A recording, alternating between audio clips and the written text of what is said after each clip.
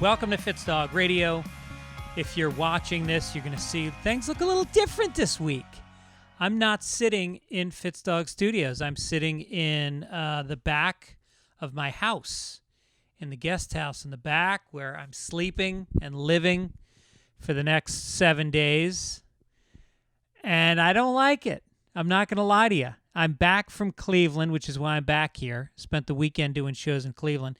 And in case I'm sick, I'm back here, but I can see through the sliding glass door into my house. I can see my wife sitting on the couch, and I can't touch her. It's almost better to be in a hotel room in Kenosha, Wisconsin, where there's no hope, where you just get shut down emotionally. And there is no satisfaction other than being on stage. You're just there. But here, I'm right there. My daughter's over there. Could be hanging out with her. I could be eating better food, sleeping in a better bed. And instead, I'm 50 feet back in this house, this little shitty converted garage. It's not shitty. It's actually nice, but it's not in the house. So, yeah, but, I don't think I've got it. I was, standing in a stand-up comedy club seems dangerous, but in Cleveland, everybody's so clean. They're just such clean people. And the club kept it tight. They got this ventilation system they put in years ago because of smokers, and it cleans out all the air in the room like every 5-10 minutes. It's brought in. It's not recirculated. It's new air from the outside brought in. They spray down the room. They wipe down all the surfaces. People are wearing masks, and so I think I'm clear, but you can't take any chances because can't get anybody sick. So I don't know. A lot of people that live in certain parts of the country are going, "What are you, fucking insane? You're fine. Your family's fine." But my daughter works with little kids. She works part-time at a preschool with little kids, and she can't get them sick. So she's totally paranoid. My wife's pretty paranoid, and so here I am. Anyway, had a great time in Cleveland. Thanks for coming out to the shows. We only had to fill them halfway because of the seating. They plexiglass between tables, and it's great. This place, the Pickwick and Frolic, they have a club called Hilarities. First-rate food, which is rare for a comedy club. And I ate soul food around the corner one day, ribs the next day. Cleveland's got some good fucking food. Sporting teams, although the Browns doing good this year. And so anyway, I flew back on Spirit Airlines, which you always think like that you never want to fly Frontier or Spirit. I try to avoid those at all costs. And I ended up on Spirit because it was the only flight that flew direct home. And it's almost like Spirit. Like, that's the Spirit. That's like what you say to the spazzy kid who comes in last. That's a Spirit. You're the worst, but you tried. I don't want that in my airline. I don't want that to be the selling point of my airline. I want American. Fucking Virgin. I want the Virgin. That's a special flight. That's a flight that is going to remember you for the rest of its life. That's a flight that's going to write about you in its diary. Yeah. It's my new airline joke I just thought of. Bill Burr was on SNL this Saturday. It was fucking great. He was funny. He was edgy. He brought some topics that created quite a brouhaha. Although I don't think there was any ha-ha from the people that were making the brew. There was not laughter. Not laughter from certain groups I noticed online. But I know every comic I talked to thought it was great. And my cousins who live in Connecticut who were kind of conservative. And they dug it. So anyway, congrats to Bill Burr. And the sketches were funny, too. There was one about Sam Adams beer that was fucking hilarious. But But, people got to lighten the fuck up about what's funny, what topics can be talked about. It's like, when Carlin went on SNL, he was talking about shit that nobody talked about. Joan Rivers, Chappelle. These are the comics I want to hear from. I don't want to hear, whatever. I'm not going to badmouth comics to talk about nothing, but you know who they are. The ones that do jokes about airline names. I asked you guys for recommendations for this quarantine. Here's what I got. Recommendations for TV shows. People said Schitt's Creek, which I already started watching, is fucking great. Pen 15, which is a really funny show.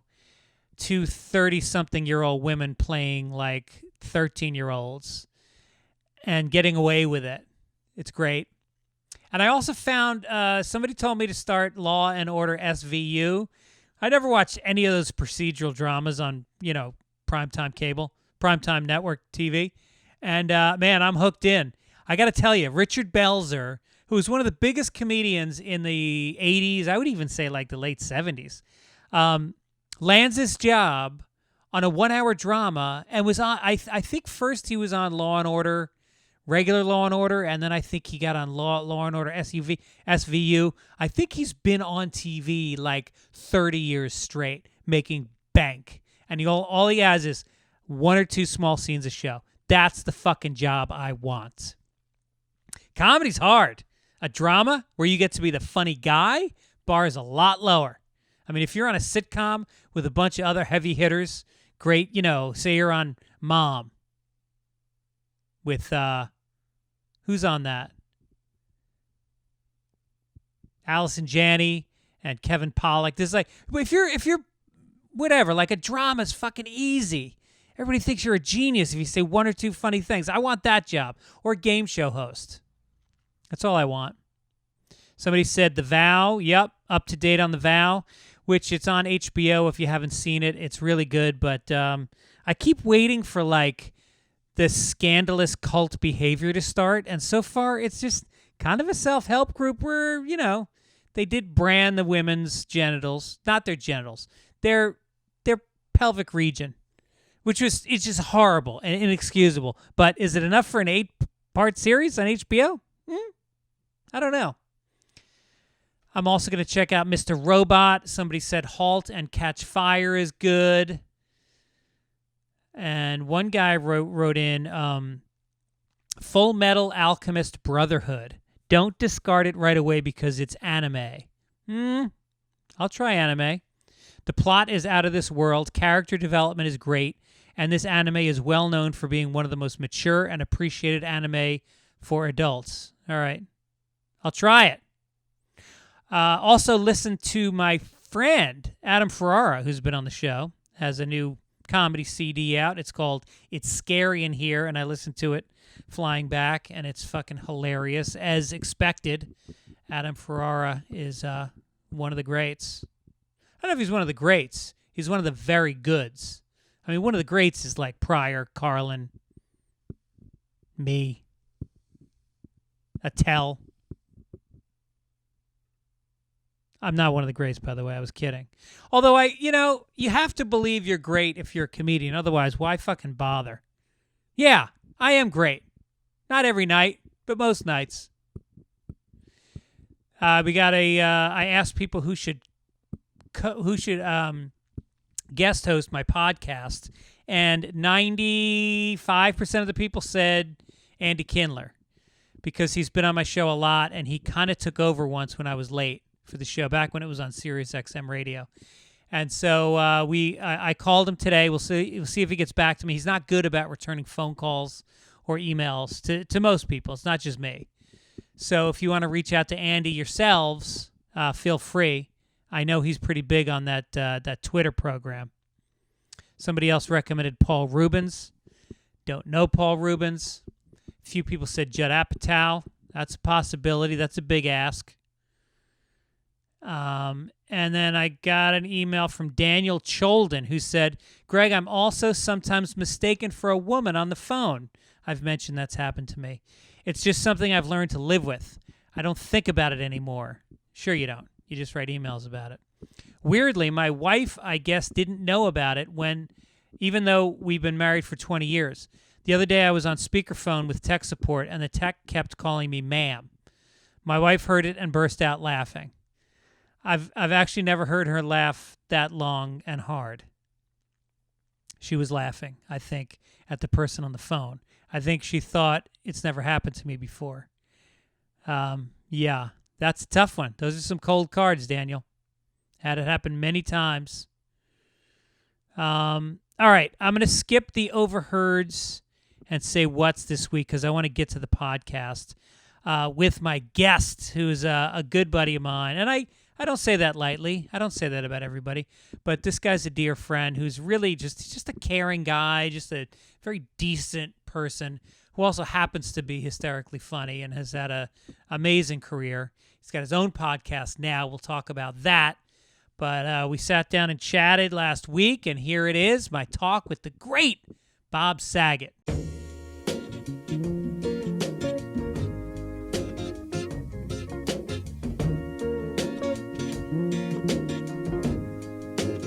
Welcome to my interview with Bob Saget, who you guys know from Evening at the Improv, Star Search, Comedy on the Road. I was on Bill Boggs' Comedy Tonight in New York. Oh, I remember that, Channel 9. Yeah, I was big on Channel 9. Yeah. I was a sensation. It was me and Robin Bird. She was on public access, I think. Robin Bird, if you guys don't know, did it wasn't porn. Kind of was. And Al Goldstein would go on for Screw Magazine. Before there was cable, and you could, on an antenna, there was Channel 68 in New York, which was public access. So by the Constitution, they were not allowed to edit anything out or censor anything. And so Robin Bird would come on, and the reception was really bad. So I remember I had a girlfriend at the time, and she would go to sleep, and then I would go in the living room, and I would put on Channel 68, and it was like a wavy picture with snow. And those might have been her breasts, Robin Bird. She was half nude all the time. They were like the Alps. Yeah, there was snow on them. And and they would show like softcore porn. Right. It really was. And my nephew was like 15 or something, and he came on the train in 19... He came on the train? So he had the TV on the train. That's actually a movie that Alfred Hitchcock made. A lot of people didn't see it. Came on a train. Yeah. That's also my name in Vegas. Came on a train. I don't know. Park Your Carcass. That's Albert Brooks and Bob Einstein's father. That was his name, Park Your Carcass. He was a comedian. No. For real. Albert Brooks was good. Albert Einstein. Yep. So my nephew took a train from Philly to New York, and I was on the CBS show called The Morning Program in 1987. So Christmas of 1987, only because of the television show can I remember this date. My nephew and I were watching that channel, the Robin Bird and Al Goldstein Don't Edit Us public access porn channel, wannabe porn. And we're just watching it. We didn't know what it was. And she goes, "It's the Robin Bird show." And she's sitting in a beanbag chair, completely nude in a net, a black net, like they caught her in a crab trap. Yeah. And she's sitting there, and she's she's kind of supersized and just very open with her sexuality and her body. And she goes, "Ladies, let me tell you something. You want to keep your marriage together, you gotta stroke the balls." You gotta stroke. My nephew's 15. We're like, what? What is this? And you gotta do it. You gotta kiss the balls. It's Christmas. Give him a present. Kiss the balls. That's right. My nephew and I still to this day, he's 50. We just can't believe it that he was 15 and watch this travesty. That's great. Yeah. It's New York. It's New York. That was made you feel like you were in New York. Toledo didn't have a public access like that. No, New York had that, and they had later on they had New York One News, which was just like it was like an AM radio news show where they give us 22 minutes, we'll give you the world, right? Wasn't that their thing? Yeah. And they would repeat the same 22 minutes of news, weather, sports, traffic, top stories, and it was so addictive. And this was before the internet. That was like an internet stream. That was like checking your phone in the morning was turning on New York One. I remember. I remember. And Welcome I to don't Two think- Old Guys Talk About the Past here on Fitzdog Radio. I love being on Fitzdog Radio. Remember back when we used to listen to Fitzdog Radio? That's what kids are going to say 20 years from now.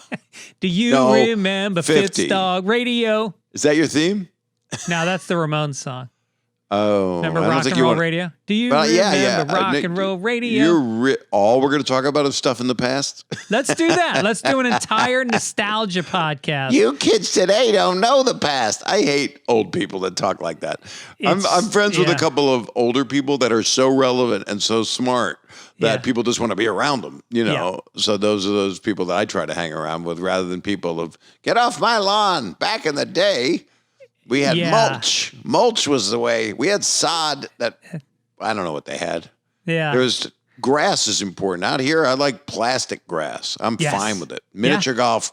It's great. Course My friend put a grass. miniature golf course on his front yard, which is a very small front yard. So you basically walk through the putting green to get to Through his the front windmill? door. Yeah. But no, it's important that you have, if you're not going to have kids, because kids will keep you young because you'll start to dig their music. Or and they'll age you. They'll age you really quick. They try to do that. My daughter especially tries to do the eye roll. Dad, you don't get it. And it's like, no, you're talking to the wrong dad. Like they can't do that to me and you because we were way cooler than they are now at their age. 100%. Yes. And so it's very hard for them because I wrote a book about it and you wrote a book about your life. And What's the name of your book? Dear Mrs. Fitzsimmons, Tales of Redemption from an Irish Mailbox. Right. I have it. I have it here. And I started to read it. And then something happened. I think someone passed away that made me stop reading it. Oh, my father. Yeah, it was very sad. Yeah. My father died in it. And what was the name of your book My that parents I read and died. loved? My mom's, my mom died right when I finished it. I started to, it's called Dirty Daddy, and it was a New York Times bestseller. I don't know who paid off who, but it happened. Yeah. And it was really right when I was doing right when I was reading the audio book, my mom was passing away in hospice. So I would go and record the audio book and then go to the hospice afterward. So it was quite moving. So the audiobook, I think, had more emotion in it when I was connected to darker things. And then when I would get to say funny stuff, because I had a lot of stream of consciousness, irreverence in it. My book talk was John Oliver interviewed me at the 92nd Street Y. Oh, 92nd Street Y. That's the place to do it. It's the place to do it. And it was before he got the show. Before this show. And he and I just had a man crush on each other comedically. He read the book. And when he came out with the book, you know, you do a book talk. Yeah. There were 100 Post-its. Not 12. Oh, really? He yellow highlighted so many things that he said, I'm sorry, I have to do this. Yeah. And he went through, there's one part where I talk about being scared of drainage and being older, and I'm walking down the steps and drainage is coming out. I'm slipping on my seed, and it's my own leakage. And he just kept reading it. It was like a page. I don't know why it was 2 pages of it. I don't know what happened to me. I wouldn't stop. And my editor said, no, we're not changing that. Don't change a word. I couldn't stop laughing. That's great. It was one of those rants, Did you talk about like losing your virginity in your book? You didn't get into that stuff, did you? No, I didn't do a kiss and tell How did you lose your virginity? Well, I put my penis in a girl's VJJ. Oh, so you went female first. Animal first, but I don't talk about that. But I didn't put my penis in the animal. I got to third base with a goat. You seem like that would be, Attell's greatest joke is if you're going to have sex with an animal, have sex with a horse. Because first of all, it's beautiful. Secondly, you got to ride home. That's great. We could have a sex with a cab driver. Yeah. Now Uber's not really functioning that well. So how did you lose your virginity? Was it a prom night? I was on a seesaw and my hymen broke. My B hymen. Yeah, I don't like to talk about it because it's Okay. yeah, because it involves someone in my life. So Oh, all right. yeah, I don't kiss and tell. I kind of do, but it's so funny. I get on stage and I'll just talk about anything, but it's in a joking way. Yeah. But to talk about it candidly, it doesn't. And I don't do it as much as I used to anyway. I did something so bad on the Tonight Show once, more than once, but I was with Johnny, who was always nice to me. No, this was with Jay Leno, actually, guest hosting. I came back from Israel, and I'd taken my parents to Israel. And I've talked about this before, but how many things have we not talked about? It's hard. When you do this podcasting, don't you find that you have said so many things in so many different ways on so many different channels and venues? Yes, but I find that like in my friendships with my good friends, I feel like if I'm at a party with them and the conversation's flowing and it hits onto a topic that you've got a story on, I want to hear that story again. Yeah. And I want people in the party that haven't heard it before. I like to see them hearing the story for the first time. This was the mentality of the chat shows, of the talk shows. Right. Joe, when I get to Johnny Carson's show, Freddie DeCordova, wonderful Peter LaSalle, who really became the main producer of the show forever, he would say, you're at a cocktail party. How do I dress? Dress like you're going to a cocktail party. And you're going to sit with Johnny Carson at a cocktail party, and you're going to tell him stories. And it really did set the tone, and that's why I knew how to do those shows. And I never did stand up on any of them except Merv Griffin's show. I was on there 13 times. Really? You did stand up on there 13 times? Yeah, and then panel after a couple times because he went, "Ooh, this next young man is all the way from Hollywood." Yeah. I was literally I lived down the street when I was doing the show. Yeah. But in an apartment. But you used to do a lot of the, like when I was starting out, not to date you, but I was probably a teenager when you were already doing stand-up in your 20s. That's okay. I dated teenagers back then. No, I didn't. I never did that. No. That's why you haven't heard about it. That's why they go, Saget's a pervert. Oh, really? Well, back in the old days, that's the other thing those people did. Back in the old days, you could hit your kid. Yeah, you just had sex with teenagers. You just take it out. I had guy friends that would say, "Listen to me, Bob, you just take it out in the car with her." I said, "What?" Just take it out. And there's a lot of guys that do that. Yeah, and they've been, canceled. Yep. They've been canceled. And because I never did that. And it's like, or they say, "Take it out." And I go, "It's out. You didn't notice?" That's hurtful. But I was going to say the story that I really got my foot in my mouth that you want to hear because I may have told it before. Please. But I was on the Tonight Show with Jay Leno. I showed pictures of my parents in Israel. I had taken them to Israel with my ex-wife. And my mother was on a camel. And I showed a picture of my mom on a camel. And they let me do it. No one said don't do it. And they didn't cut it out. And I'm watching the show, and I'm thinking, oh, no, this is bad what I did. I said, that's my mom on a camel, and she's never had anything that big and hairy between her legs. And I don't know what year this was, like 95, I don't know. Yeah. And huge laugh, maybe 92. I don't know when it was. Maybe it was with maybe, I don't remember. But my mom was really upset. Oh, and then she railed on me because she was my biggest fan. She had all the clippings from everything, the pictures, TV guide covers in the house, everything. And then she said, "Bobby, how could you do that? Say that about me?" I said, "I didn't even think it was going to stay in, Mom. I didn't know." Yeah. And stop saying I wear a Viking helmet and culottes. Was that the other thing you would say? And tit plates. I would say that about my mom. No, that was a point where Kevin Meaney, God rest his soul, one of my dearest friends. We're big pants people. Walking around with tight pants. It's not right. And so he was like my mentor. I knew him since I was a kid. He was older than me, and I was a kid, and I knew him. My father knew him, and did he ever touch you? He never touched me. No. He was such a sweetheart, by the way. The sweetest guy in the world. Just joyous.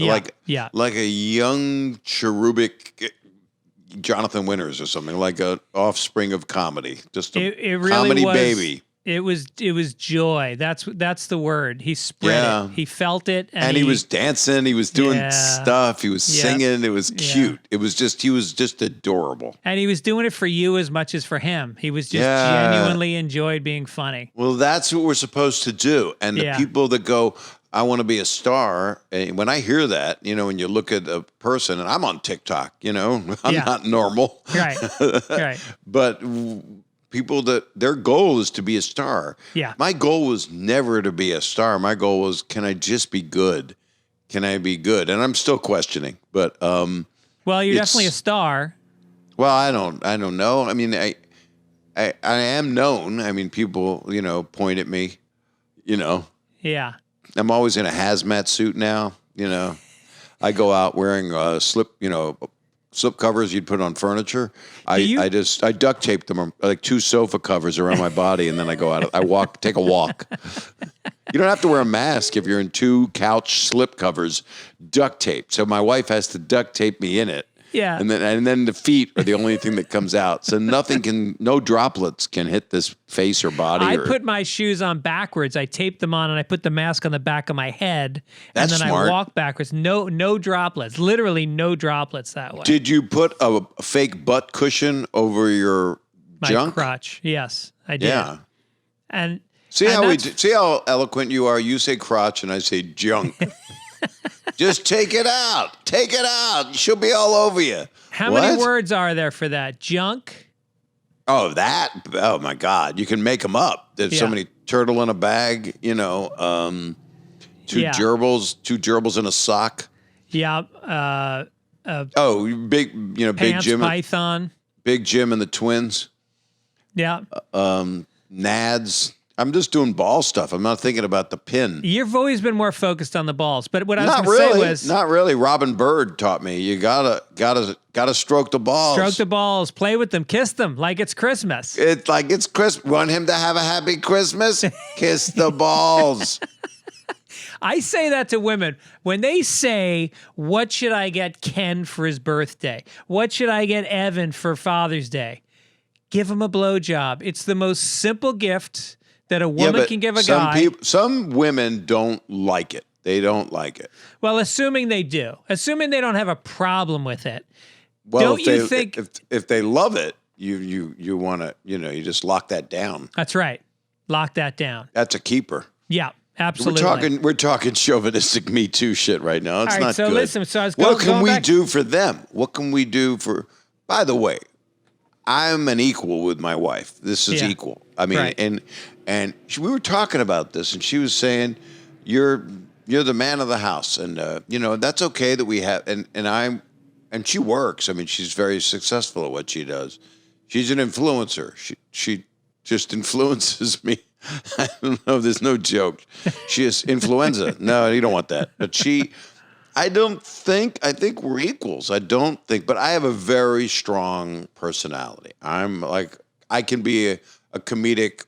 I can be angry too, because this is a rough time in the world. So I can be a bull in a china shop, and I can be slightly oppressive. I've always been capable of that, and not in an abusive way, but just disgruntled. Yeah. I don't go postal or anything because the but mail's slow enough. So. You can be a lot of work. You could probably be a lot of work. I am a handful. Yeah. So my junk as well. My package, my nads, my 2 gerbils and a sock. Is it like Trump handful, like little hands? Dude, don't or is even. It big don't hands? even. No. The only thing I have in common with him is I put orange makeup on my balls. I watched. Patch Adams' nose at the end of my penis. And you can honk it. It makes a honk sound. And play with the balls. It's hard to laugh at that because you think of Robin. So when you think of Robin, you get sad. When you think of Robin Williams, you just get sad because he was so wonderful. I don't know. I get happy. And when I think about Kevin, I get happy. There's a sense of... Well, when I think of Kevin, I get happy. Yeah. No, I'm sad. I'm joking. I get sad that they're gone too soon. For real. I miss the shit out of Kevin Meaney. You didn't like him? You just like his waist? Yes. Did he give it to you? Did he FedEx it? How did you get his shit? Did he drive it over? Yeah, it is. Well, I told him I was testing, and I had a lab coat on. And, so you were fecal testing? Yeah, I said I was fecal testing. So you were in a fertilizer company or making a bomb? Right. It was a terrorist attack. I wanted a funny terrorist attack. So if you want to find terrorists, I think you go to fertilizer companies. That's your first stop. Right. Yeah. And then why is, because of all the television shows, everybody that have come out, since Homeland, I mean, and a little bit before Homeland, but pretty much that kind of stuff. Everything's waterboarding. Everything. Yes. No matter what you watch, no matter what stupid show it is, 24. no matter what. I mean, literally everything. All the superhero shows, Euphoria, I think they did it. I've been watching pretty much everything that I can. And waterboarding's in almost only Schitt's Creek and Ted Lasso don't have waterboarding. That is so funny that you say Schitt's Creek, because I was just saying I watched Schitt's Creek, and there was an episode where, oh my God. That shows a love letter to humanity. It's so wonderful. And it's the best thing ever. Eugene Levy's son, Daniel Levy, that kid is I think it is Levy. Funny. I believe it is Levy. Oh, yeah, Levy. But I was told it was Levy. And then everybody else says Levy, so what am I? And I think it is Levy. Eugene doesn't care that much, but he is so brilliant and so wonderful. And Dan he's wonderful. miracle. But there's an episode where they're trying to sell makeup, and he rubs the bronzer on his face, and in the next scene, it's pretty close to blackface. It was pretty edgy. Really? Yeah, it was brown face. It was definitely brown face. I don't remember that. Yeah. It's in. You sure it wasn't a mask? He wasn't doing a mask? No, he was rubbing on bronzer because the mother's friend had sent a sample of cosmetics for the kind of a pyramid scheme cosmetic offer. I remember this. And so he was trying it on, and it turned brown. But I could not stop watching that show. My wife and I just, during one of our many heights of quarantine, we go in waves, and sometimes it's like, let's go watch 4 of them. Let's watch 5 of them. Right. And then you do the binging that. Did you see the Portlandio and Carrie and Fred? Yeah. Were beyond brilliant. One more. Yeah. And they're watching Battlestar Galactica, and their power goes out. They don't pay any of their bills. They lose their jobs. They're basically living like we are now. Yeah. That was great. That show is. I got to go back and rewatch those. Oh my God, really they're just beautiful. See, I find people that make me laugh and people that are smart and articulate and not like me, but they're treasures. They're treasures. They're a gift. Everybody that does it now more than ever, if somebody can, because so many of our peers are just, they're so obsessed with getting their thoughts out. So many people that we love are just angry. So everything is, political, and sometimes it's such a pleasure I get so excited when I see a post that has nothing to do with all the pain. Well, that's why, on that Sunday Papers podcast that I do with Mike, we gloss over, we hit the headlines for 10 minutes, and then we get into like crazy shit that happened in Florida Man is a section of the paper. Right. And then we do the Sunday Funnies, and young people are going like, what's a Sunday paper? I don't understand what this is. And it's like, it's such a visceral, for me, it's so grounding. I only get the paper now on Sundays. I get the Sunday Times, and I sit down and you do the whole thing. You drink the coffee. The coffee. I what, sit what on do the you porch. eat? You don't say I'm Jewish, so it would be a lox and bagel would be high up the list. I have a bagel with peanut butter and sliced bananas on it. Oh, that's kind of cute. Yeah, it's adorable. You wear your little cap? I wear my little cap, yes. You have slippers on? Do you do a plaid? Roller skates. You wear plaid robe and plaid robe, and it's weird because I have the golden retriever sit at my feet, but I don't own a dog. It just comes with the paper, and then when you're done with it and you do the recycling, you put the dog out by the recycling bin, and then the New York Times comes and they pick it up. So you're saying when the newspaper gets delivered, a dog is just there? It shows up with the paper in its mouth. Okay, so it's not in a plastic bag like the paper. Nope. But is the paper in a plastic bag? Is it in a plastic? It's in a plastic bag. So what do? Do they send it the same way they would the morning, the night before, at Saturday night, they're printing it in Los Angeles. They're not putting it on a plane to bring it here. No, they print it in Los Angeles. I know. They print it in all the cities where you get the New York Times, right? Right. So they have affiliate printing places that they probably lease to do it. They don't own them because it's a rough business. This is not doing well. They're not in the paper. In order to get the paper now, it costs me, ready for this, $13 for the Sunday paper. Well, because it's $7 for the the paper and it's $6 for them to deliver. I'm just saying to you, in this time in our lives, $13 is about the cheapest thing you could say to me. That's like, when I was young, 50 cents. It is. Joey Nichols. Remember, never forget Joey Nichols. That's Annie Hall. Do you know? Yeah. Right. Well, you haven't memorized it like I have. It's like the Gideon Bible for me. That one. You know what I just watched a couple weeks ago? Oh, I do. You don't have to tell me. I know. You have that camera going still? Yeah, I like that you let me put you on my surveillance stuff to have see what you do. Yeah. I knew about the dog. I knew about everything. There's nothing you can tell me. I know what goes on in your house. How fucked up would that be if I come to do your podcast and it's in your house where I've recorded before, but you're recording at home now, right? I have an office in Santa Monica. So you're not at home? No. I thought you were. It looks so homey. I used to be at home. Yeah, I used to. Who are those pictures behind you? Who's over your right shoulder on the left there? Jimi Hendrix is over here. Yeah, I was doing it proper. It's Bruce over your right. Yeah, Bruce That's Springsteen. That's the boss. It's hard to make out because it's a little. I thought it was my friend Jonathan Silverman. I couldn't tell. The single guy.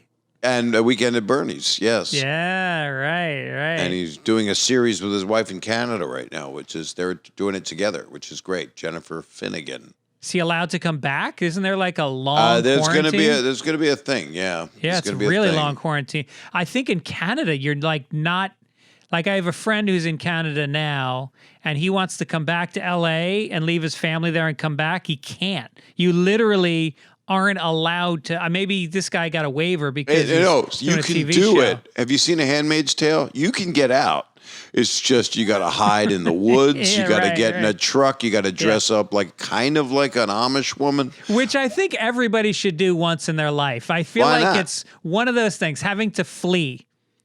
To flee is something that, because when you think about it, fleeing is usually not the way. Nobody plans to flee. You're walking home. You flee if you're a victim. You're a victim. You walk home. Other people are fleeing. That's the only reason that it's time to flee. My ancestors fled.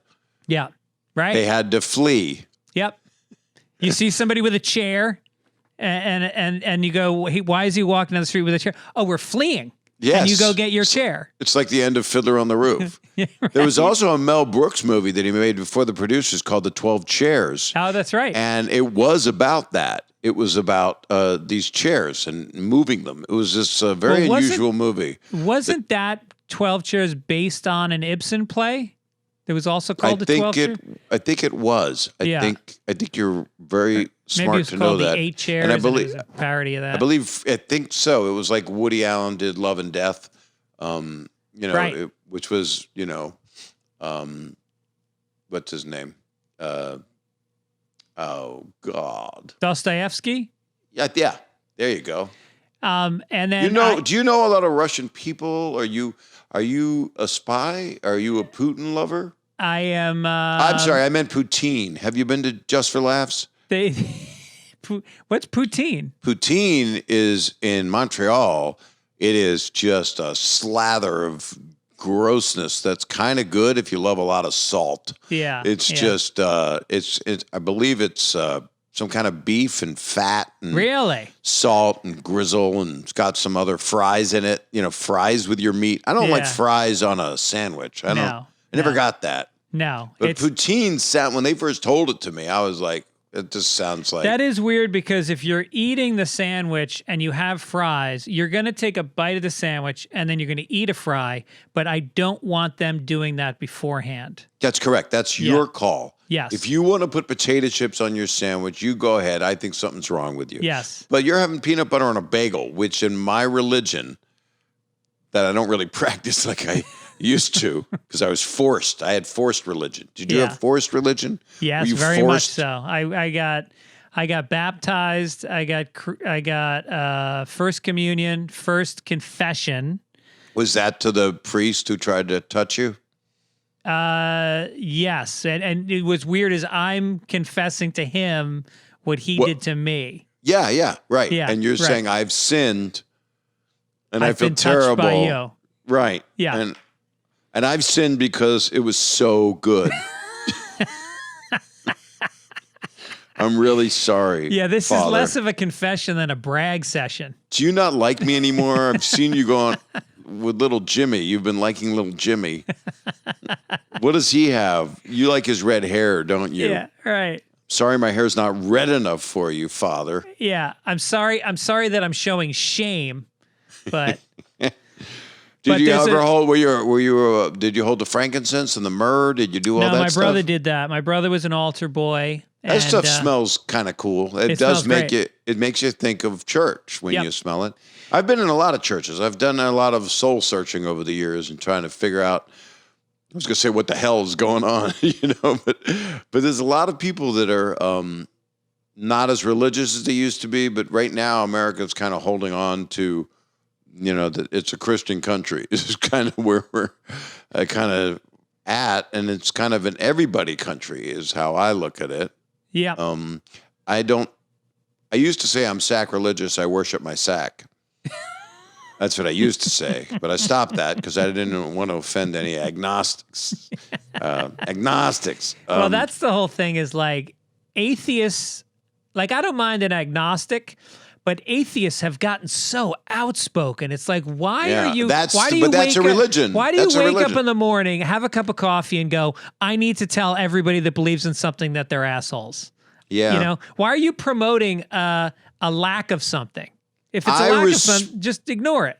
I respect anybody whose life is helped by their belief system, and I don't criticize anybody for it unless it's meant to hurt me, unless it's meant to hurt humanity. Otherwise, everybody should, if they can go toward a light and their heart is filled with love because of it, or they have something that saves them from the hardness, difficult of life. I can't talk, but the difficulty of life, it's beautiful. It's a wonderful thing. No, and organized and religion. I'm happy if people don't. Go ahead, please. Sorry. It seems that the problems that they're having many times is with the bureaucracy and the corruption and the molestation of organized religion. But what they don't leave room for is somebody believing in God and, like you said, bettering their experience on earth through believing in something. And it's all under one umbrella instead of saying like you don't have to attack that I have a belief system, but if you have a problem with molestation, then find the means to go after the church, in a legal sense, and let that be your mission. But don't let your mission be you got a problem with the way my mind works, right? Yeah, or my soul works. I couldn't agree more. And I have full respect for people's beliefs as long as they don't thrust them into little boys and other people like you were by Father Flanagan. Hi, Father Flanagan. Oh, where's my shillelagh? It's under that robe. I see your shillelagh, Father Flanagan. At the end of the rainbow is a little candy for you. It is so crazy that there's jokes about molesting boys. Because if you take away, it's not funny. I mean, it's horrific. know, but we have done it collectively for centuries. It ain't PC, yeah. And there's more of it now than ever that's been called out. This is the 2020 is the year of the cat. No, the 2020 is the year of everything is getting unveiled. Whether it's everybody in 2019, 2018. And I think it's, racism is more, I mean, we're on everything. We're trying to somehow push the boulder upward and make things better by calling out all of these things that have existed forever, and womankind may never, ever be cured of. They can't be. There's too much ignorance and hate that you can't. And if you say love is the answer, if the Beatles' message was out right now, there would be a lot of people, okay, fine, sure. Right. What do you mean love? Oh, my God. Yeah. Money, my taxes. I don't think my social media. I don't think a 16-year-old girl really cares about her taxes that much. You know what's funny is my son, he just turned 20 2 days ago, but when he was 19, he asked me about getting a retirement account. And I told him about IRAs, and I said that I would help him set up an IRA. And he was as excited as a 6-year-old finding out that he was going to get, hockey skates. He was like, he goes, so how does it work? It's an IRA? I go, yeah, you put in, he'd been working at a job. He saved a lot of money. And I said, if you put in $1,000, I'll put in $2,000, and that will set you up. And then every year you add to it, whatever you can afford that year. And you put in, if that's it's $200 really bucks smart. or $1,000. That's well, actually my father did it for me when I was a kid. And that IRA I've still got, But all these years later. If someone says to anybody, if you put in this much, I'll match it. Yeah. That's like allowance pouring out of a slot machine. That is a huge, wonderful gift your father gave you. Yes, he was very smart about money. He bought your love. He bought my love. And, I told you he was in radio. And so he would work and then he would get fired. I remember there was like a 3-year period where he didn't work. And so he was very smart because he made a lot of money when he worked. And so he would buy stocks very conservatively. He set up all kinds of, tax deferred funds and all this stuff. And he taught me that if you're going to go into show business, you can make a living, but you have to be independent, you have to be disciplined, and you have to be on top of your shit. Right. So my son, he's got his IRA account set up on his phone, and he tells me every day how much he's making. And I said, Owen, you're going to drive yourself fucking crazy. It's going to go up. It's going to go down. Also tell him to do double password. Right. What is it? Authentication. Yeah, right. I'm having trouble talking today. It's one of those days. It's just, there's a glitch in the matrix. I don't know if you've heard about it. Yeah, a little bit. I think all of our minds are a little bit distracted these days. Yeah, if you turn on the news, you want to see it, but you don't. And then I try to get it from every channel so I can understand everything. Yeah. And then I go, whoa, what? And then I don't know. I feel like Chris Rock was talking about this when he hosted Saturday Night Live, just saying Walter Cronkite, because we've all been saying Walter Cronkite. Yeah. Where is that one father? I remember I was like 9. I think I was 9 in 1963, and Kennedy was shot, and they sent us home from school, and I walked into my den in my house in Norfolk, Virginia. My mom was ironing, and we're watching Walter Cronkite, and they kept replaying the film, and he was crying. It's the first time anybody had ever seen a news broadcaster cry on the air. It was like a big deal. And he was crying, and I watched it live. Yeah. And that's what makes you love him. That's what makes a human love emotion. Yeah. And I think that's where we're at right now. I think a lot of people, I want to see human emotion.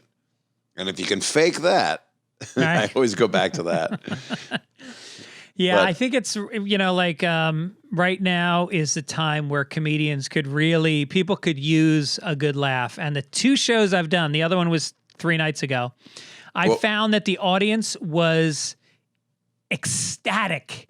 They were so happy that they were watching comedy, and that people weren't talking about, for the most part, the big front page stories. They were just, being funny, talking about the pandemic or whatever.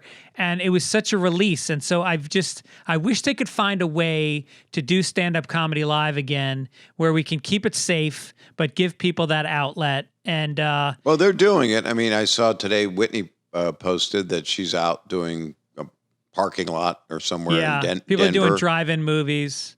Bill Burr had a funny thing happen. He told me that he did a drive-in recently, and I'm sure it'll be in his. I didn't see the Saturday Night Live yet, but he's so damn brilliant. But a real thing that happened to him was he was doing his act, and he said something. He was talking, and he said something that offended somebody, and the lady drove away. He said it's not even a heckle. I mean, it was. She just drove, and she honked her horn. That's hilarious. And drove away. I mean, that's like, I don't think I'm doing any drive-ins. I talked to my agent about it. I'm like, should I? And they're like, if you want.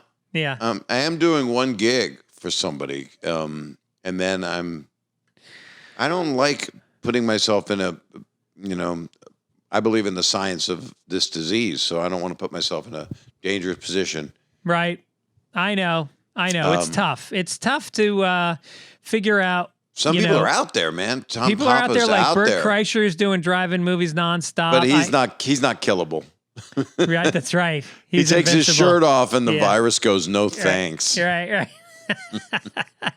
He and then who's doing Russell Peters is out like a madman. He's doing a lot of shows. But I've seen guys, Brian Callen came back with it, Brendan Schaub came back with the virus. What's his name? Everybody canceled has it. That's right. They're the ones going out. Oh man, what a world we're in. What a damn world. What mistakes people have made. Yeah. And then can you redeem yourself? So it's part people are guilty of things. It's part wait a minute, there's no due process. Right. 5 tweets and you're done. Right. Or are you? And then guilty people we know. Yeah. And then some I love, and I'm like, what? Yep. And then when some process it, and I find out the truth from them, and it feels like it is the truth, but it's McCarthyism at that point. Then it's you are just out with a Red Scare and trying to find the commies. And who can we cancel? Right. Well, I mean, it's like you said before. You have a good mic. I actually heard you scratching your neck. It's a really good mic. I would not scratch your face right now. It sounds like you're filing your nails. I think you could actually file your nails on your face. When it gets gray, it gets much more stiff. It's like a wire brush. That's why I love when my pubic hair gets gray. Do you manscape? No, I've probably I do because they're a sponsor. They're a sponsor, so I always on my podcast they sent me all the shizit for my jizzit. So I just what do you do? Walk me through a grooming session. Nothing. You just sit there and hope you don't nick your bag. You just do the work. Is it a buzzer? It's like a hand buzzer. It's like a vibrator with a blade. It's like what your hair cutter would use if you have hair on your neck, which I get a little bit fuzzies. Yeah. Trims your ears if you get ear hair, which I have a little Yoda thing going now and then. Yep. And so that's like that, but they're nice. They're waterproof, so it's like a vibrator with teeth. Yeah, I'm and realizing who wouldn't want that? Once you get older, hair starts falling off here, but coming out of every hole. Yeah, that's where it goes. The nostrils, the ear, the asshole. Right, it's gravity. Yeah. I don't know about the asshole. I don't think my asshole. I'm not the hole, but the area around the asshole. No, I actually don't. I don't have hair there. I have hair coming out of my asshole. Oh, just like a ponytail. But I don't have anything around my cheeks. So when you poop, it's like a strainer. Is it like a car wash? Well, when your car is coming out of the car wash, and it's like kind of. Sometimes, yeah, it's like a car wash. Yes, and then other times it's like those in movies where they have a ball and a sling and they're spinning it around. Yes, like that's David what happens. Goliath. But that's what it's like, a net that catches someone that falls out, right? And it'll just hang there. Like a pendulum for a while. Right. That's when I get the scissors and just do a quick trim, and I drop and roll and duck and cover, and then flush at the same time. You must get a neck cramp from looking down like that the entire time. I have a mirrored toilet. Oh, that's smart. Yeah, I have it's completely mirrored, so I know what's going up in there. That's why I've never had a hemorrhoid or anything. Yeah. You know how people get those, by the way? How? Sometimes you get them from straining and pushing it when you shouldn't. You should just let life happen. But I used to be in such a hurry, and so frenetic, and I'm a workaholic, and I never had time to do anything, so I got to get rid of it. And then you're lifting weights, and then it's like, remember that rubber cement you could put on the end of a little pipe and blow a balloon and it smelled? But we had it as kids. Yeah. So that's what you're doing to your butthole. Yes. If you're straining and then pushing weights, and when a woman gives birth, a lot of times they get this is a great topic for your podcast, but, you get a Hemi. And I got him from farting. No. Because I was lactose intolerant. I am lactose intolerant. And before I realized it, I was farting so much that I was constantly pushing out farts, and I actually got a hemorrhoid from it. Why were you farting so much? Was it the 'Cause food you ate? It felt really good. Felt good. I was eating dairy, and it really was, I'm not going to lie to you, I love farting. I like the feeling of it. My friend Dave Coulier, I just had him on my podcast, and it's all he actually ended the episode by farting, but he sharted, and he couldn't stop laughing because, yes, he did. He did. And then I was texting him. I go, did you shit your pants? And he went, almost, but no. And it was because he'd been doing fake ones. He's able to put his hand up to his mouth and make a fart sound of any celebrity. It's a parlor trick, and funny as hell in a room. It's so damn funny. He does it in his stand-up sometimes too, if you're delighted by farts, but I am because I'm a child. But I love farts. It's the first thing a baby laughs at. When they fart, they laugh. It's uncontrollable. I laugh at almost anything uncontrollable. Yep. A burp. If someone in the audience burps and you're in the middle of something and it's a loud burp. Yeah. Have you ever had that happen? Yeah. What's the worst thing? We've talked about this recently. I had something that happened to me at a show once, and it's probably one of the worst things. I've had a few. I've done so many shows for over 40 years that I've had so many terrible things. What stands out in your mind as being memorably one of the most difficult things that ever happened to you, that you were like, oh my God, either you did something wrong or some altercation happened? Well, I was beat up on stage once in Boston. I had a guy in the front row who was from the Israeli army. He was a cab driver, and his name was Simka. And I remember it was Simka because that was the name of the village idiot in Woody Allen's movie Love and Death. Remember? Simka, wow, the village idiot? How the hell did that happen? And I brought that up. So he sits down and he starts heckling me. I just want to say I laid the track for this early into this podcast. This is a very structured podcast. People think that we're all over the place. It all comes together at the end. Yeah, and then you pop your Hemi. And then, yes, Did you have it lanced? I want to go back to Simka, but no, my doctor said it was a bad idea to lance it. He said, just calm it down, get off the dairy, get some bran going so your bowel movements become smooth. I was lanced. I was lanced by two ladies, and one was a big Russian lady who held me down. It was so embarrassing. It was like Borat's manager. She looked like. Did they let you save the pus? No. Oh, if you pay extra, they'll give you the pus in a to-go bag. So there was no pus. It's blood. It's full of blood.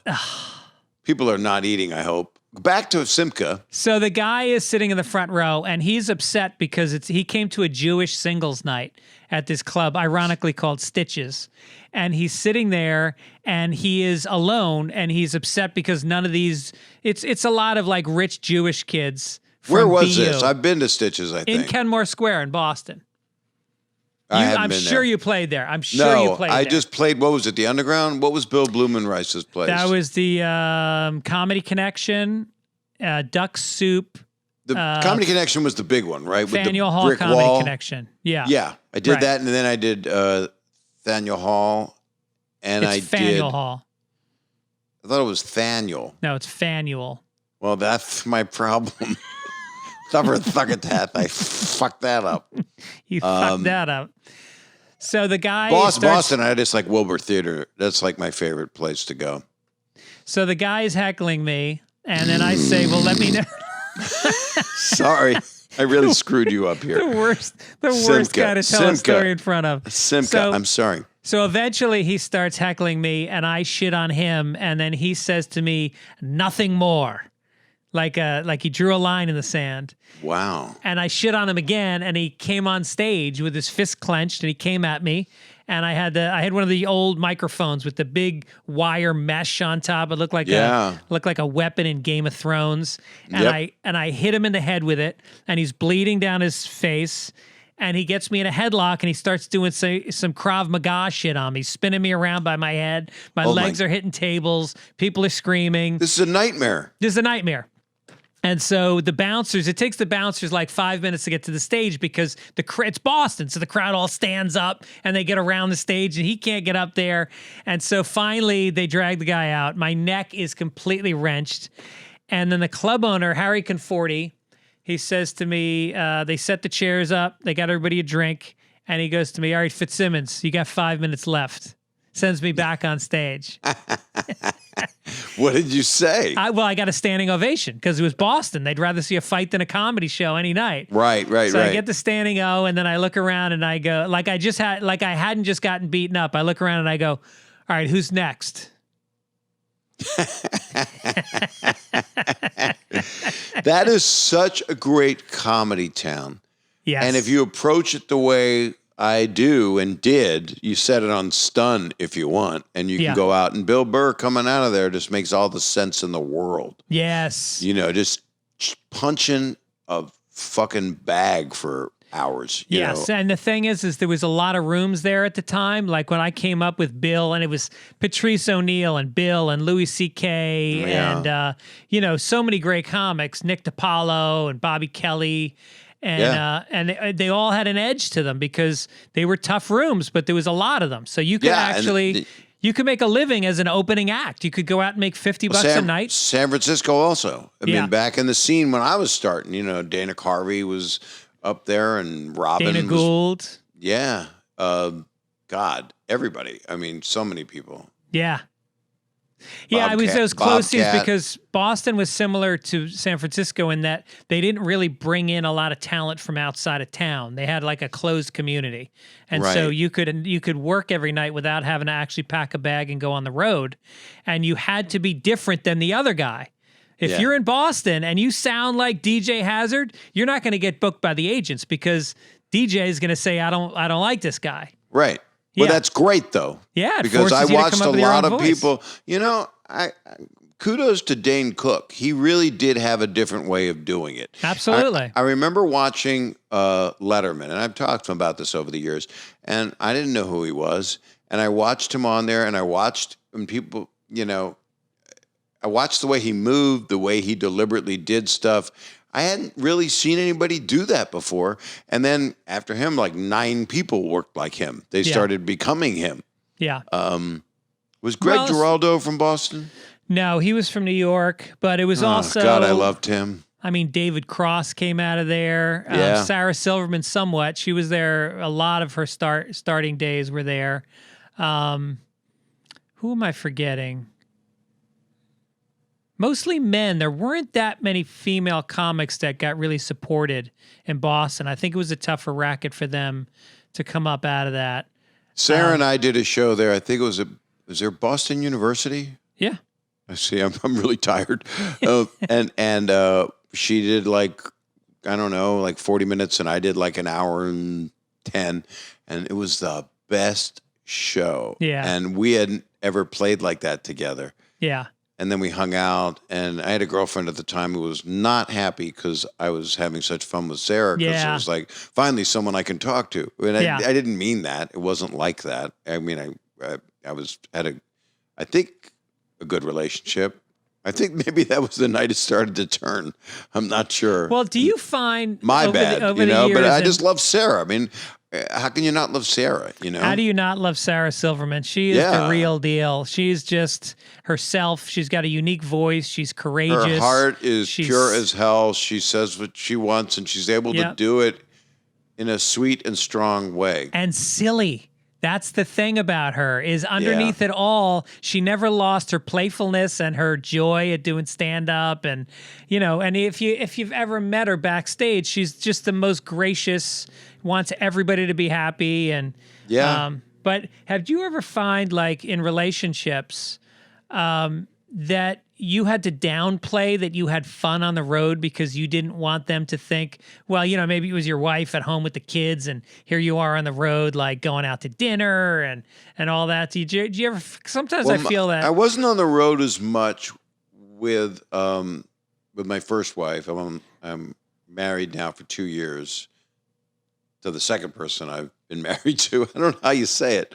But my first wife, I was just doing 2 shows for most of it. Right. So that's when the tree opened up of those commercial family shows that I did. And so I was on the road some, but not much. But I was exhausted. I was working like 90 hours a week, being the luckiest guy. We're comedians. I'd go to do stand-up somewhere and a comic would go, hey, Saget, give me one of your shows. Yeah, right. I know. But when I tour, I like to get out as early as I can. Uh-huh. So I'm usually exhausted when I get home because I'll sometimes, if I'm going somewhere and I'm doing 4 shows on a Friday, Saturday, when I get home Sunday, if I don't want to be in a city because I don't always like not sleeping in my bed, I'll come home and I won't be like, she'll be saying all night, did you have fun? I'm like, having a great time, Yeah. touring Mike Young's opening. It's my buddy, and we're loving it. It's all sold out and having great shows. And I was ready to go do a special, and then it's the world stopped. Right. I wanted to tell you one of the worst things that ever happened to me that I felt horrible about when I was really green. I was in my early 20s. I was performing a lot at the Comedy Store in Westwood. Mitzi had, by 1978, I was made a regular. They call them paid regulars now. And, it was so funny. They posted a thing of me once and it said, paid regular, Bob Saget. And I went, what? Why did you say paid regular? I don't take the money. Yeah. I don't give it to the other comedians. I just dropped by too. I was not gracious enough to, I didn't know I wanted to do it. I feel bad. I hope I didn't bump anybody. And, I should call in and I will, I think, when it all comes back because it's a different world.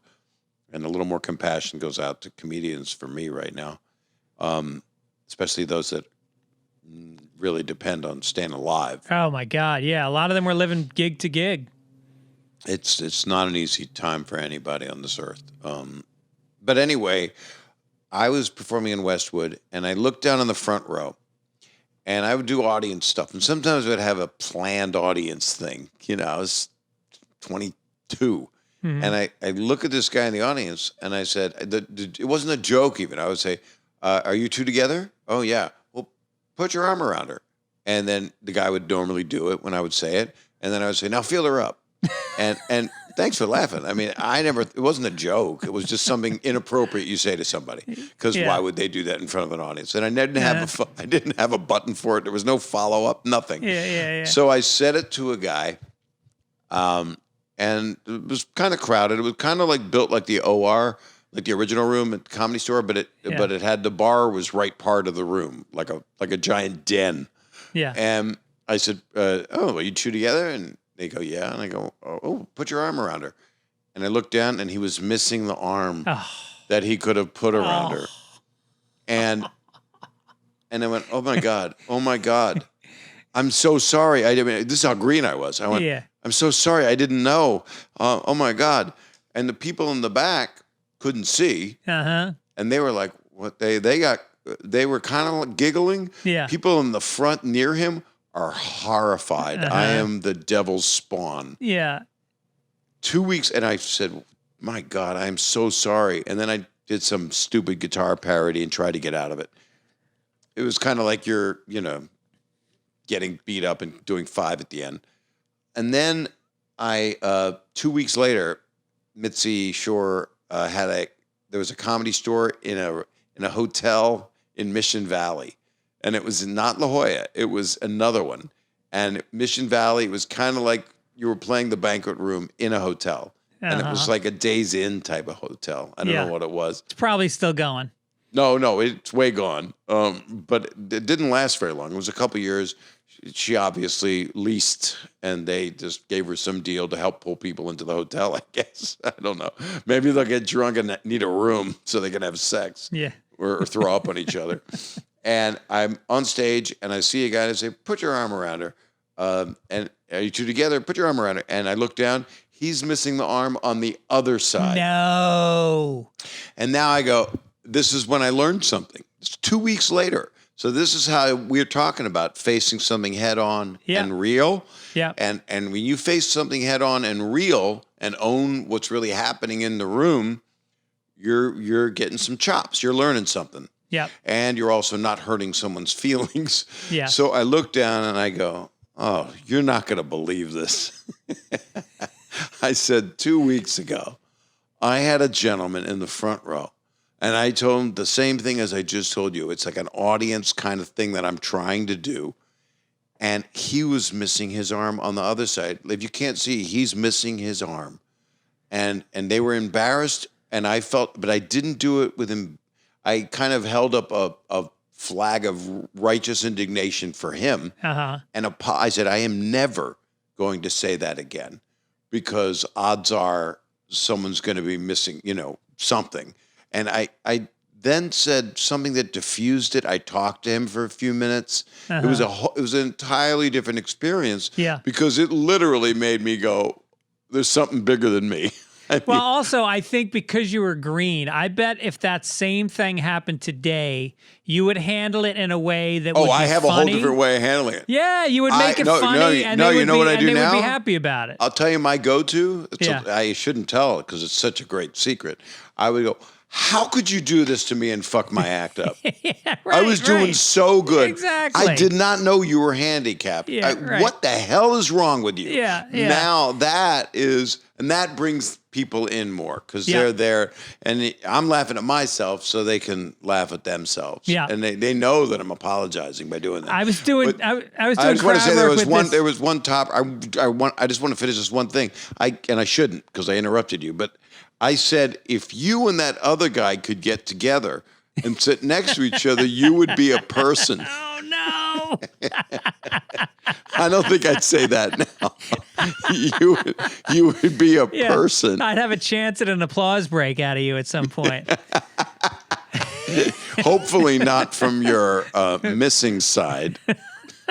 There's too little. I had this guy, I think it was in Florida, and he was sitting a few rows back, and I start going back and forth with him about something, just some crowd work, and then it comes out that he's in a wheelchair. And in a way that was awkward. Like I said something like, well, why don't you walk out or something? And he says, because I'm in a wheelchair. So I got off stage, and I walked over to him, and I put hands on him to heal him. And I had the whole crowd like trying to heal him.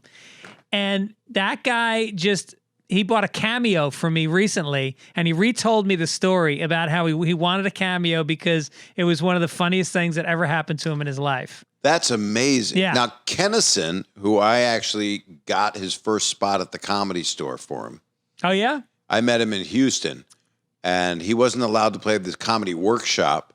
And I met him there, and he said, they won't let me play here. And I go, why?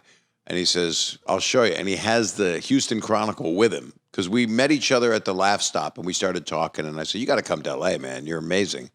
I think he did a guest set. I know that I'd seen him. He shows me the Chronicle, and it's him chained to the telephone pole in front, or the light post, in front of the Comedy Workshop. And he was in a diaper and a crown of thorns like Jesus, because he was a faith healer. That's what he was. They had a real, a leap of faith type show, he and his brother Bill. Yeah. And he chained himself to it, and he had blood dripping down, and he said that he was persecuted just like Christ by the Comedy Workshop. And that was the theme of a lot of his work. That's awesome. Here, hold on. Someone's at my door. Watch this. You'll see something really gauche that I shouldn't be doing. But if someone's at my door, you can let him in with your phone. I guess, but we'll see what happens. He's not answering. I don't know what's happening. So you can't call. You can let him in, but you can't call him. Something's wrong with my phone all of a sudden. Oh, he's gone. He's there. Hello. All right, I'm glad you got to see that. I got a bunch of boxes in front of my house. Nice. Like, no, it's not nice. Someone's gonna take them, even during COVID. All right, I'll let you go, but before we go, don't. I want to talk about your podcast. No, I don't want to leave. I don't want to leave. All right, good. I didn't want your boxes you're to get going to be stolen. on my podcast. Bob Saget's here for you, and it's with Studio 71, but you can listen to it on iTunes and Stitcher, Apple, Spotify, all Schmegma. You've had some amazing guests on it. Oh my God! I've had you shortly. You'll be on it. Can I finish a story that I was going to tell you on my podcast? Yeah. Because you were talking about a handicapped person, and I started, I think, to tell you a story in the future on my podcast where I said that I was in the main room at the Comedy Store, and you had said something about standing ovations, I believe. And I was saying, I think what's going to happen in the future is that I told a story about Larry Flint coming to the Comedy Store, and I was on stage in the main room, and I don't know why, but I took a dig at him because I knew some dastardly things about him that I don't know why I judged him, I guess. Yeah. And me of all people with an R-rated tongue, you know? Right. And I said, "Oh, damn, no standing ovation tonight." Nice. And he laughed. Yeah. He laughed. Of it was course hard he to hear did. him because he did. He did. He Yeah. loved comedy. I mean, he was part of that. Right. He just loved it. And I was being balls out. I wasn't being They mean. I roasted wasn't him. mean. He let himself get roasted by Comedy Central. Were you on Yeah. that roast? No, I've only been roasted once on Comedy Central, and Stamos was the roast master. Yeah. And I haven't done any other roasts. I did live roasts. Yeah. For the Friars Club in New York. Right. I was the roast master for Jack Black. It was like 2,000 people at the Hilton. And they're the live back before ones. they were televised. No, a few years ago. I don't know. Okay. Maybe 8 years ago, not a few. And I love Jack, and it was a great bunch of people. And Abe Vigoda was in the audience, That's and he was amazing. like this. He was like, his mouth was open, flies could have flown in. Yeah. And I said, Abe Vigoda passed away a couple hours ago, and I said, cut to him, and they cut to him, and it wasn't a freeze frame. It was Abe, and he just sat there purposely with his mouth open, with his eyes open, and I kept doing it the whole night. And then I roasted another time, pre-difficult world, Matt Lauer. Oh. I came in as a roastee. I came as one of the people, and it was right after the wonderful Al Roker had that little bit of a problem with his lower parts. Something he ate didn't agree, and he had something where he accidentally messed his pants or something. It was On the air? No, it happened in life, and he talked about it. Oh. He talked about it. He came out about it. Uh-huh. And explained it, because he wanted people to understand, because he's a sweetheart. Yeah. And I said something like, if you have to go to the bathroom, just use Al Roker's pants. And he looked at me after he went, Bob, why? I said, I'm so sorry. I love you, and I do love him. I just love him. Yeah. But that's like, you ever hear Artie Lang tells this story about when Greg Geraldo, he and Greg Geraldo were supposed to fly together to California to roast, I think it was Hugh Hefner, I can't remember. But well, that was in New York. The Hugh Hefner roast was when Gilbert told then it wasn't Hugh Hefner. Aristocrats joke. It was definitely in L.A. because they were flying together, and Geraldo was on a bender. He had drug issues, obviously. Yeah, the two of them. And Artie somehow was the guy. Greg was so bad that Artie Lang was the guy that was like helping him get on a plane. I love Artie so much. I love them both, but Artie, I directed him in Dirty Work. Of course, yeah. So he goes. Him. So Artie I goes. I love him. Jesus. He basically collects Greg Geraldo and he sobers him up and he gets him on the plane and he talks him through the flight. Greg is having he's shaking and he's out of it and he's like, "We're gonna get you there. You're gonna be all right." And they get to the hotel. He checks him in. He makes sure that he takes a shower and then puts him to bed, makes sure he doesn't go out. The next night is the roast. They sit down at the dais. Greg Geraldo goes up to the dais to speak, and Artie's like, I hope he can pull this off. And the first thing Greg Geraldo says is, and Artie Lang's here, you drug-addled fat piece of shit. That's saying thank you. At my roast, he was the first person to roast me, and I was scared to death. Yeah. And Joe Gallen, a friend of mine, was the exec producer, and I'm sitting there, and he goes, Bob Saget, you look like the Vlasic pickle stork with those granny glasses and that long, pointy nose, and then he just kept going. That's He railed great. on me, and it was the first person, and I'm sitting there, and I'm not laughing. I'm just hurt. Yeah. I didn't get the medium, right? Yeah, Because yeah. I'd never been roasted. Right. And the AD comes over, and I knew him because he used to work on America's Funniest Home Videos, and he's yelling in my head because Joel's yelling in his head for the whole audience to hear, Bob, try to look like you're having fun. So the next person up, I just, and then it was all my friends. It was Norm, Right. McDonald, and Stamos was there, and, Jeff Garland and Susie Essman, and it was a great roast. Gilbert. Yeah. So I loved it, but I don't do them. I don't want to be on a roast unless it's my friend. And that's what's wrong to me about a lot of the Comedy Central roasts. They're fun, and Jeff Ross does a great job, of course. Yeah. But it's just when it's not friends, it's not as good as when it's friends. No, I got asked to do the only one I did was the Chevy Chase roast, and it was that wasn't friends. No, and none of us knew Chevy Chase because they asked at the time. I think Chevy's kind of redeemed himself. I think he's come around as a person, but he had no friends at the time. They couldn't get Bill Murray to show up. They couldn't get, the only SNL person that showed up was Lorraine Newman, and that was it. Otherwise, it was Mark Maron. It was Geraldo. I forget, but anyway. So I went up. And I go, these roasts, I'm at the end. I'm in like hour 3. And this thing, it started at 3 p.m, and everybody's bombing. And I went up, and it was so bad. Chevy kept his sunglasses on the entire time. He would not look at the comedian that was performing. He would not laugh. So he just did it for the money? He said That's he did it for his wife's charity. He said he's raising money for his wife's charity. His wife's charity is he goes, that's pay the only reason I'm here. Yeah, right. Well, I heard it was not airable, which is really unfortunate. Well, they aired it, but very. Oh, they did? Yeah. Wow. But it was bad. All right, listen, Bob, I got to roll. I got to be somewhere at 5, but listen. I've had to pee for 90 minutes. All right. You think you're going to pee for 90 minutes? Yeah. You've got to just thank you.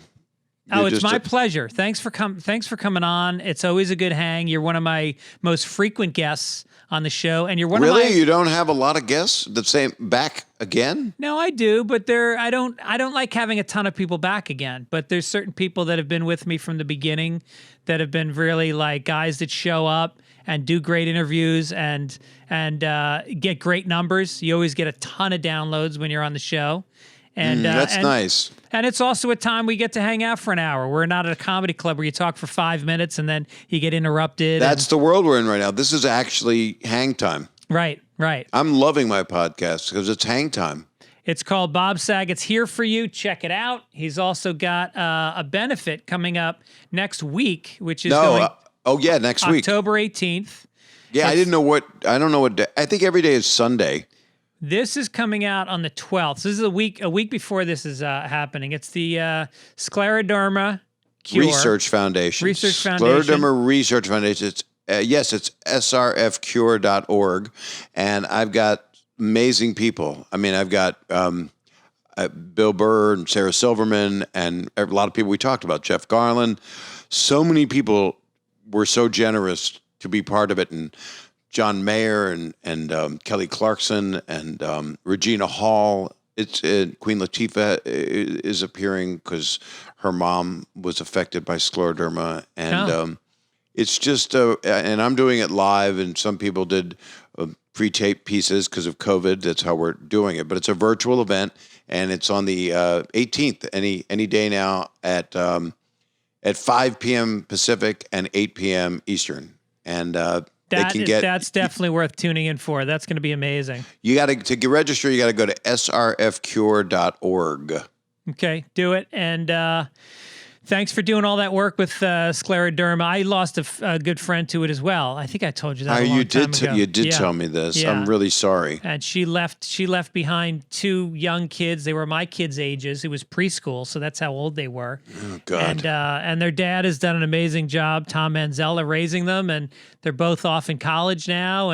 But I have beautiful memories of her, and you keep working at this. It's great.